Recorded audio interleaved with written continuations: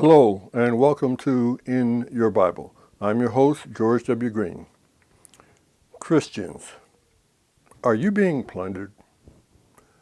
The purpose of this presentation is to help you determine if you are being plundered, first by looking at one instance in the Bible, and then helping you to look and think soberly about your own situation. You'll realize quickly if this message is for you.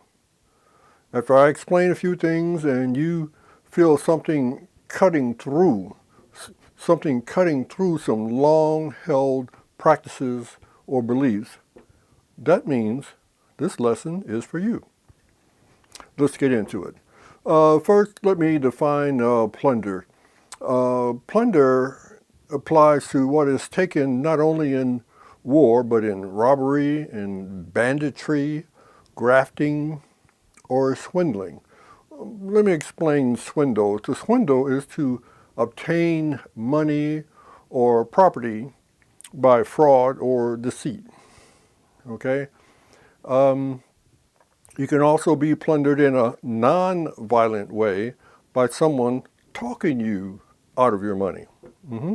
By now, I imagine everyone has heard about people being talked out of their money, plundered, with internet dating scams.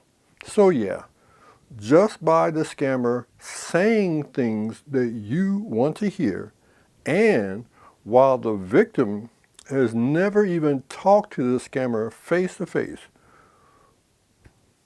the victim, that person, gives up their heart first and later gives up their money.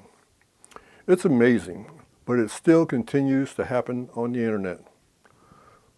Please don't make the mistake of thinking that this sort of scamming started with the internet. It didn't. People were talking other people out of money, valuables, sexual favors, etc. long before the internet. I can think of at least one instance in the Bible, but I won't go there now. You get the picture. It's often tragic. Also, if you have some sort of addiction, then that addiction is actually plundering your resources, your time, and your money. Many of us are very much aware of other people who are being plundered by their addictions. Doesn't matter if you're rich or poor, your addiction is driving you to spend more and more time and money on your addiction. If you are being plundered from any source, it might mean that you are not in control of the situation. It's possible that you might not even realize that you're being plundered. Also, you may have given up control of the situation because you just didn't want to deal with it anymore. Okay? You either gave up control of your situation or maybe control was just taken from you. Either way, when you become aware of how you are being plundered, then you have the opportunity to take back control.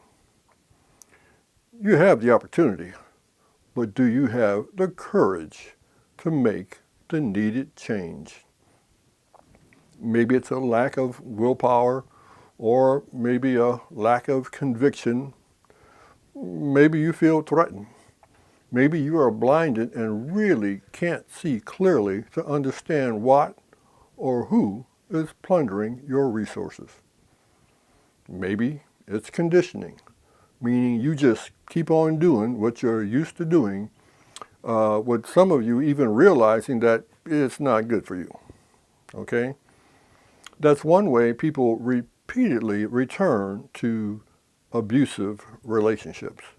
They know the relationship is not good for them, and they still keep returning to the abusive person. What prevents a person from seeing or recognizing what's really going on? I can't say for certain. Maybe you choose not to believe that a certain individual would take advantage of you. Question for you. Did you make yourself blind to the issue? You have to answer that. Let's go back to when God had Moses lead the Israelites to walk away from slavery. Haven't heard it like that before? What I said is absolutely true. Walk away from slavery. Let me give you a quick reminder. God caused the Egyptian slaveholders so much grief with the 10 plagues that they paid the Israelites to leave. The Israelites didn't do anything to cause grief to the Egyptians. The Egyptians were their slaveholders. After the Egyptians suffered through the 10 plagues, then the king decided it was time for the Israelites to leave the country. Prior to their leaving, God instructed the Israelites in Exodus chapter 11, verse 2, tell the people that men and women alike are to ask their neighbors for articles of silver and gold. The neighbors it was talking about was their slave owners, the Egyptians. So we are told a little further down in Exodus 12, verse 36, thus meaning as a result of them asking, they plundered the Egyptians. So some of you might ask me then, so Brother Green, are you telling me that the Egyptians got plundered just by getting asked? Big yes. I'm going to give you a big yes to that question, but it wasn't quite that simple. You got to understand that this plundering was prophesied 400 years earlier. Let me help you find it. Where? In your Bible. Genesis chapter 15, starting in verse 13. Then the Lord said to Abram, know for certain that your offspring will be sojourners in a land that is not theirs, and will be servants there, and they will be afflicted 400 years. But I will bring judgment on the nation that they serve, and afterward they shall come out with great possessions. So we can see that the Israelites, they didn't realize it at the time, that the Israelites had prophecy in their favor as far as getting that plunder, okay? Several negative things happened to the Egyptians, the slaveholders, and by several I mean like 10. You do remember that the Lord had Moses announce 10 plagues on the Egyptians, right? Finally, after the 10th plague, the Egyptian king said all the Israelites had to leave. That was the moment God instructed his people, the Israelites, to ask for articles of silver and gold. And as I said earlier, thus they plundered the Egyptians. So, the Egyptians got plundered by just being asked for articles of silver and gold. Okay? The Israelites just came to the Egyptians and asked. A similar thing is happening now. What I mean is that a lot of people, and by people I mean Christians, are gently being plundered.